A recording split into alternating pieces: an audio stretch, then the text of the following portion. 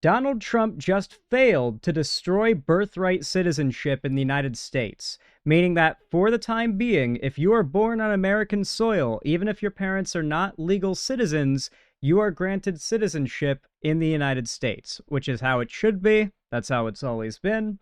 It's sort of like the fundamental thing about America that makes it so special in a way, right? Like it's like a life mission to make sure your child is born in America so that they have citizenship and the possibility for the best future achievable in the world, which is in the world's most powerful country. And don't get me wrong, we have our problems, but there is a reason why so many people want to immigrate here, and said immigration is good for us. Donald Trump's not willing to take that loss lying down, though. In fact, him and his allies have decided to weaponize several measures to try and attack immigrants who are trying to come here with children.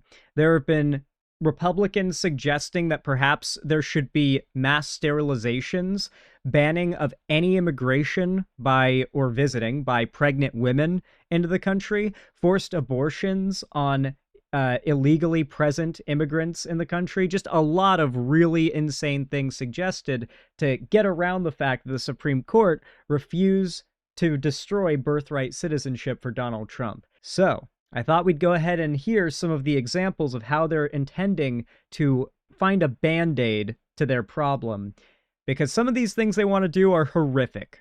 I wish him nothing but the worst. But then, next up in the news, let's talk about MAGA and Trump's new focus, and that is birth tourism. Because as you saw or heard on yesterday's show, because you tune in every day, the Supreme Court shot down Trump's effort to get rid of birthright citizenship, with a majority ruling under the 14th Amendment that children who are born in the U.S. to parents who are here unlawfully or temporarily, they're still, in fact, U.S. citizens at birth. And while this just affirmed that a constitutional amendment still counts, which is the way things are, will just keep continuing, a lot of MAGA started acting like just things were about to get crazy, or with much of MAGA arguing that What is it about birthright citizenship that conservatives fundamentally hate? Think about it for a moment. What makes sense about that? So few people get their citizenship by being born here. It's also a system we've had for, if I'm not mistaken, as long as America has existed. I could be wrong. It might be newer, but I mean, being born in America, making you a citizen, it feels so fundamental to the country.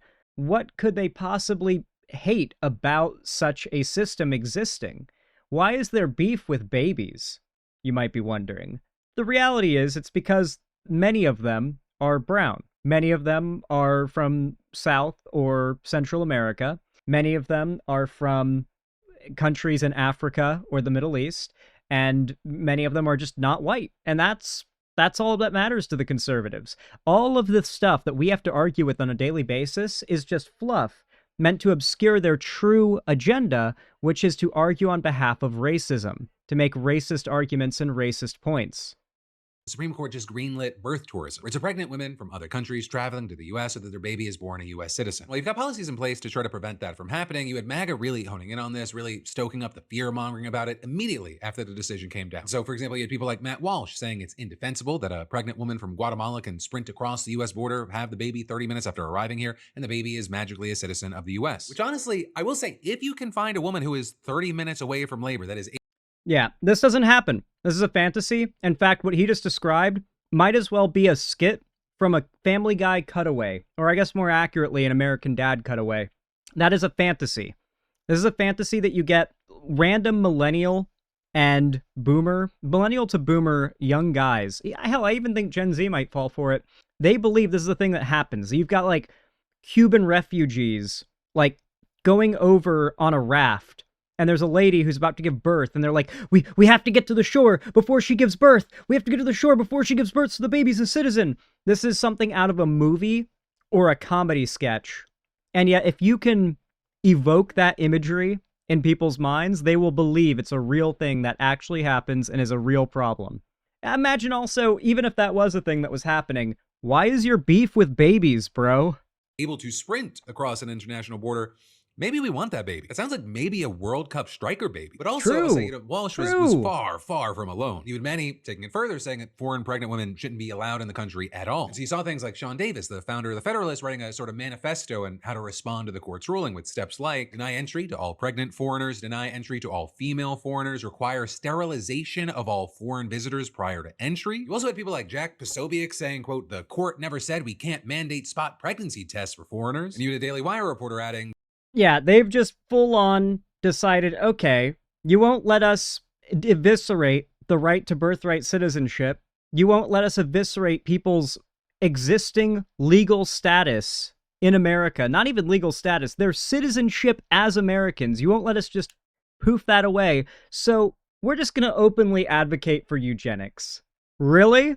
That's where we're at now. Good God. Congress must start acting now to remove all foreign women from the country immediately and begin attaching pregnancy tests to visa requirements. And it's so blatantly sexist, too. Like, it's so blatantly misogynistic. We have to specifically bar any foreign-born women from the country.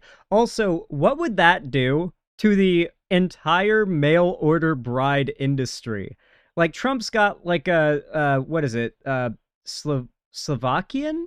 I want to say Slovenian. I think Melania's Slovenian, right? Like, wouldn't his Slovenian mail-order bride, Melania, not be allowed into the country under these circumstances? Hell, you even had Tennessee Representative Andy Ogles saying that he's introducing the Anchors Away Act to ban pregnant aliens from entering the USA. If you are a pregnant woman, you can't come into this country. You've got to be a citizen, be here. You have to have a green card holder. Then also had Senator Rick Scott. Wait, even Russia. Uh-oh, Trump's not going to like this one. Oh, no, China. Sorry, I saw the hammer and sickle and I immediately thought Russia, because Soviet Union, but no, China. Okay, makes sense. Makes sense. They wouldn't dare. They wouldn't dare. They wouldn't dare make Russia angry. American conservatives, they love Russia. Russia and Israel are like, are kind of buddy-buddy in a way now when it comes to the current American establishment. Like, they're that unpopular secret buddy, not so secret buddy that we really shouldn't be friendly with, if we're being honest, considering the foreign policy decisions. But we just are. We just are. You've got to be a citizen, be here. You have to have a green card holder. Then also had Senator Rick Scott using the ruling to push Oh, the no. Safe Kids Act, which would... Guys, I need you to know Have a something. green card holders. Then also had Senator Rick... When I was maybe 12, I won my school's science fair. I did a science project. It was, if I remember right, I was collecting water samples from the local waterway, and I was measuring their, like, everything from turbidity, which is how clear the water is, how much visibility there is, to its temperature, to the pH of the water, and you know, making observations about the state of it, and tracking the weather, how much rain had fallen, if rain had fallen, etc., etc. And I tracked all this and was obviously able to correlate like heavier rainfall to a like an increase in turbidity in the water and algae outbreaks that would fuck up the water as well. And I wrote up like a big project on it, and I ended up winning my school science fair, right? And then I went forward because they did like a district science fair or whatever. So I did that one, and I came in like second place, went up against like all the other schools in the district. And then or maybe it was a regional or district or regional, I forget exactly what it was called. And then it went up to state science fair. And I went to the state science fair with my project, and the, at the time, governor of Florida, Rick Scott, came to the science fair to come talk to the kids about their projects, including me. And I was old enough to hate Rick Scott, so I still shook his hand because, I mean, at that point, what are you gonna do? I mean, the governor of the state has come to see your science project, and there's like cameras and shit there. There's a photo of me there. I have like the news article somewhere. Let me see if I can bring that up. Here it is. I actually found it very quickly. Look at that, chat. That's me. Also, to the lady who took this photo, fuck you for not telling me how fucked up my collar was, ma'am. Why would you do this? Why would you not tell me how messed up my collar is? I've been sitting up and standing down, standing up and sitting down, standing up, sitting down, standing up, sitting down, over and over and over again, all day. Every time some judge comes over to have me do a presentation, so my collar's all messed up, I'm all wrinkled and shit, and then the newspaper lady comes to take a photo of me. She comes to take a photo of me and doesn't tell me how absolutely fucked my collar is. Look at that shit, dude. What? Like, you'd think she'd be like, hey, your collar's a little, just, you know. I didn't have a mirror. Like, what? How was I supposed to know, dog? I was focused on looking around. I was nervous. The last thing I was looking at was myself. I still get so embarrassed about my collar when I see this image of myself. It looks fine. It doesn't. I look like that. The report lady must have been massaged. She was. But yeah, Governor Rick Scott speaks to young scientists. Oh my God, they called me a scientist at Lakeland Science Fair.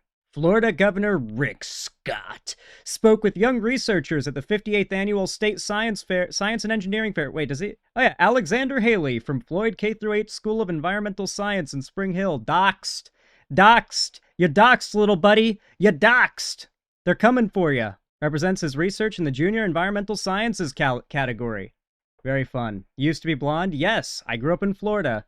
Yes, I was. Anyway, that's a fun little detour. So yeah, I've met this guy. Like, moral of the story, I know this guy. Unfortunately, I'm very, very familiar with this guy. I've seen him before. Rick Scott using the ruling to push for the Safe Kids Act, which would, quote, prevent adversarial nations, including communist China, from using American surrogates to obtain U.S. citizenship for their children. You also had a certain rat from the White House going on Fox News to say, if a person comes here 9 months pregnant to go look around at some things, in a couple of weeks, that is the mother of a lifetime American citizen and a direct line into American cash and welfare for the rest of that child's life. Right? So you have to Are we banning pregnant women from America? Are we banning foreign pregnant women? I mean, that's their plan. That seems to be their plan. Xander Hall, the science guy? Indeed. Well, what I'm saying, Jesse, is that you have to now think very carefully about. So now we have to deal with this new nonsense narrative of birth tourism. Is this going to be like the new buzzword I'm going to have to hear and debunk every day for the next 2 years? Like, have I just watched the inception of a new right-wing talking point? Who you let into your country, even on a temporary basis. There's a lot of things we're going to have to take a hard look at, Jesse. And then this morning you had DHS Secretary Mark Wayne Mullen going on Fox News, and he tried to spin a restriction like this as something to benefit the pregnant travelers. And one thing you're doing is looking at the territories where China especially is abusing, in Guam or other places, and saying, okay, you're 8.5 months pregnant, maybe you shouldn't get on that plane. Well, because where they go to and they show up late, it can cause a health issue for the mother. Yeah, we're concerned about the mother. And especially traveling that late. Right, and then while you have all of this playing out, you then also have some kind of just shocked that there is this sort of massive reaction from the right, that there's this massive meltdown that's happening. With, for example, why are people still... it really is mind-blowing to me that to this day, there are still people who are reaching their limit with Trump. I know for a lot of you guys, it feels like if you haven't gotten off the Trump train now, you're never getting off. I hear this mindset, or I hear this sentiment so much from my fans and people on the left, feeling like, okay, if anybody has not already gotten off the Trump train, it's cooked. They're not leaving. They're loyal to the guy. They're part of the cult.